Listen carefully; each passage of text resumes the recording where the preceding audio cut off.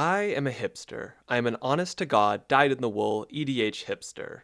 I like to play weird, unusual decks that do weird, unusual things with weird, unusual cards. The idea that I might be playing a deck that does something nobody has done before is extremely cool to me, and that specific task is something that is far more possible to do in EDH than in just about any other format. The format has a card selection that's almost as wide as Vintage's. It has thousands of different options for commanders, and the fact that it doesn't have a single set power level means that no deck is fully squeezed out, as long as you're willing to shop around for an appropriate table to play at. The level of freedom that the format offers to deck builders can be genuinely overwhelming for the people who aren't used to that, but for the most dedicated brewers of the world, it's basically one big playground of possibilities. Do you have a funky vision you want to realize? EDH can absolutely accommodate that. I do firmly believe all that about the format, and I have long had the goal of pushing the envelope on how weird and niche casual EDH can get, but for the past couple months, I've also had a nagging thought. Is the version of the EDH format I'm describing actually a good one? One that leads the most people to have the most fun? Is having a weird off with the table, where everybody tries to do the most performatively unusual things, actually a good way to play Magic? Might it even be more ethical, better to one's fellow Magic players, to play a deck that's simpler or does something more common? So in this video, I'm going to explore that nagging doubt, but first I need to lay out a bit of context. The period between 2002 and 2011 saw the EDH format grow from a scarcely known novelty to a format Wizards of the Coast was willing to print cards specifically for. A big step in this process was its adoption as a casual pickup format among Pro Tour judges, with the late Sheldon Menery effectively serving as the format's guide and foremost advocate during this period and beyond.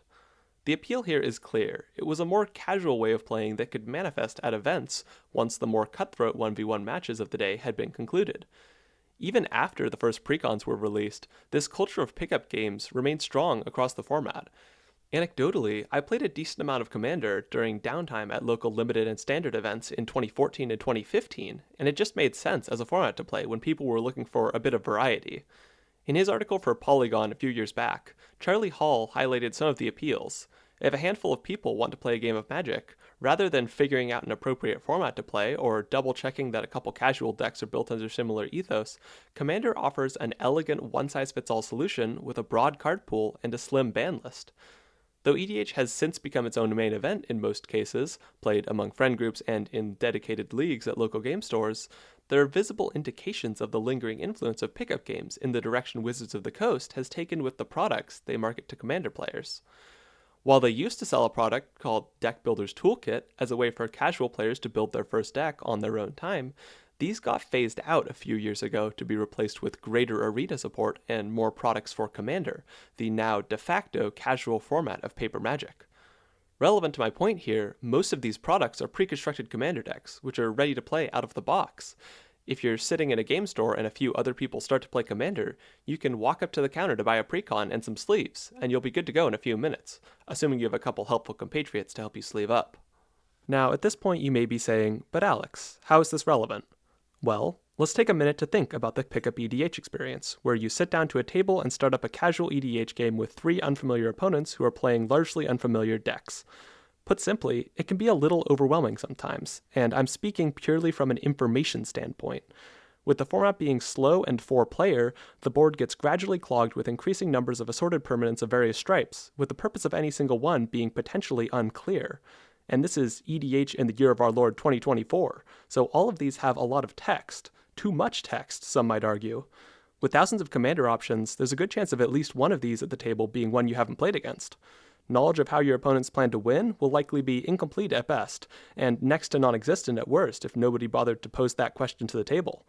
Pickup EDH can be an absolute information overload, and this broader problem can be broken down into 2 separate sub-problems: card diversity and gameplay diversity. As far as card diversity goes, the EDH format has tens of thousands of cards available to it, and a much less restrictive ban list than Legacy, which otherwise shares a similar card pool. Not only this, but since the format is 100 card singleton, seeing any singular card in a deck gives far fewer implications for what the rest of the deck might contain compared to other formats, and also results in far more unique cards in each deck. Multiply this by 3 to account for the multiplayer aspect of the format, and there will be a lot of cards to keep track of, just as a baseline. Traditionally, veterans of a given format will be better able to keep up with different things opponents are playing due to wider card knowledge, but with Wizards of the Coast increasing the number of brand new cards they print into the Commander format from the high hundreds per year to multiple thousand per year, keeping up even as an experienced EDH player can be difficult. My friend Hans built a funky new deck recently, and even as somebody who basically thinks about EDH as a profession, there were a surprising number of cards from this deck that I had no familiarity with whatsoever. In a game with several decks containing unfamiliar cards, just processing these new pieces of cardboard and figuring out how to play against them in real time can eat up precious mental energy that could otherwise go toward planning future turns, politicking, and performing threat analysis on other cards. And that's with a group of experienced players. The new player experience in EDH is a whole different beast. While the number of different non-land cards in opponents' decks in a 60-card 1v1 format might be somewhere in the 15 to 20 range, in EDH that number might be 10 times that amount.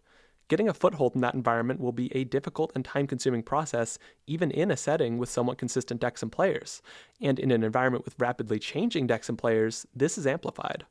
I'm not saying it's impossible. There are plenty of Magic players who have learned the game through EDH, and I'm sure there are some who even thrived in this high-stimulation, information-dense environment.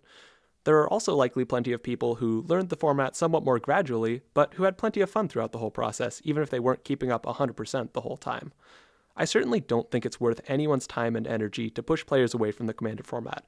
It has clearly taken a hold of casual Magic, and there are lots of aspects of it that are likely fun for newer players. What I am saying, though, is that increasing the card diversity of decks does meaningfully increase the length of time it'll take for a new player to get a foothold within the format.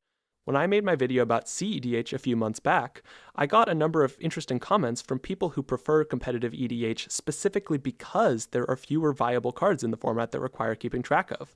A few of these were people who had jumped straight into CEDH from a 60-card format or a different card game entirely, and this makes sense on some level. If you're looking to play Commander seriously and you don't want to have to bother with learning the thousands upon thousands of cards you might see in casual EDH, CEDH is a nice alternative. It may even be, as a casual EDH player in the comments pondered, a smoother experience for those wanting to play Commander with strangers, for more reasons than one. I see this as the most reasonable response to my main gripe with CEDH. Yes, fewer cards are viable, and that's good, actually. The issue of the EDH format's card diversity is compounded when decks are equally diverse in their play patterns. The origins of the format were people throwing together their bulk cards they couldn't play in Standard and playing them under the banner of a commander that was vaguely related at best, and this likely resulted in unfocused blobs of mid-range being a dominant deck type, maybe with some funky synergies coming to the fore here and there. And, as a casual pickup format, this makes sense. If decks are built more to produce relaxed games and showcase unusual cards than to win, the presence of those cards can take center stage. Like, sure, you might have to refresh yourself on what Freyalise Supplicant does, but it's probably not going to rapidly spell your downfall. However, as decks have gotten more streamlined and have started to accomplish increasingly specific tasks increasingly quickly, lacking knowledge of the ins and outs of what your opponent's deck is doing starts to become more of a problem. As you might expect, this effect also scales with power level up to a certain point. If you're playing against unaltered precons, you can usually at least assume there will be some sort of synergy-based mid-range thing going on, along with a couple predictable side synergy packages. If you're playing against a handful of mid-power mid-range decks, there will likely be less certainty and more surprises, but you still can probably get at least a rough idea of what's going on without knowing the opposing decks. However, it's the power level I'd describe as high-power casual where things start to feel really weird when playing with strangers. Infinite combos, locks, and back-breakingly powerful value engines get assembled on a whim, and with only relatively subtle hints to indicate their approach. Whereas in CEDH, there is a smaller group of viable strategies, with off-meta tech being a spicy exception rather than the rule. High-power casual is packed to the rafters with off-meta, because there isn't a meaningful meta, beyond some archetypes being a bit more popular than others. Now, I do love me some high-power casual, and I can even see a sort of weird allure in playing with unfamiliar people and unfamiliar decks. It's a zany, explosive form of Magic, where games are often quick and where there's a ton of sleuthing the ins and outs of opposing decks that happens on the fly. But I'd also wager that this is where a big dose of frustration comes from in pickup Magic, particularly in games that straddle the line between mid and high power, and where players enter with differing expectations. If everybody is already needing to process the cards and decks of 3 different opponents, and they don't know the cohesive plan of any one opponent, let alone 3, Well, this is an environment where it's very easy to slip through a power play that opponents just aren't equipped to challenge. Sure, one could argue just hold up removal, but that misunderstands the nature of threat assessment. If I know my opponent's decks, I can think to myself, okay, I'm 90% sure player A doesn't have the pieces to combo off on their next turn, and player B should be 2 mana short of a game-winning spell. And then decisions can be made on whether to hold up interaction based on if I have other useful plays to make that outweigh that risk. But if instead of being 85% sure it's safe to tap out, I have no firm estimate whatsoever, what exactly am I supposed to do? Hold up mana every turn? The answer is probably hold up mana when it's nice to do so, and don't when it's not, and maybe do my best to follow context clues, but then on some level it's just a random luck check for whether or not I lose to some bullshit, right? This effect is unfortunately amplified the more unique ways of gaining advantage and winning exist within a game. You can keep track of some number of cards commonly associated with combos, but when decks have plans that are weird or unconventional, there will be plenty of things that slip through the cracks. In competitive terms, you might call this brewer's advantage, but in a casual context, it can create dynamics that aren't necessarily positive for everybody involved. With all that in mind, it might make sense that the experience that gave me my love for weird offbeat EDH decks was actually an environment that had basically none of these problems. From the fall of 2019 to the summer of 2021, my playgroup of 5 people played about 200 games with a set of 10 budget decks, with each deck seeing an average of 1 major rebuild over the course of those 2 years. Though several of these decks were quirky and evocative, and though the card choices in them got pretty funky, the fact that we were exclusively playing with these 10 guild-divided decks meant that the plans for each deck and the cards used within those plans became all but public knowledge. Multiple players basically learned the game through this pool, and despite the diversity within the pool, this was an ideal environment for that. You could learn the game pieces and what each deck was doing reasonably easily, and even if you'd forgotten something, other players at the table were likely vocalizing relevant information. If you don't think about it too hard, you might assume that this trait is shared by a lot of casual playgroups. And yes, the best arguments against decks with unusual cards and unique game plans do relate to pickup games with largely unfamiliar opponents, but plenty of these arguments also apply to games within dedicated playgroups. For one, players these days often have a lot of decks. While the idea of building a second commander deck was silly to me in 2015, a quick poll in the Patreon channel of my Discord server showed that around 60% of respondents had at least 8 decks.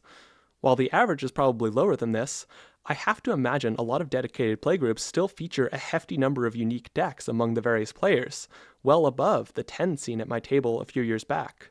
In addition, not all playgroups meet frequently enough to fully keep track of the ins and outs of each other's decks.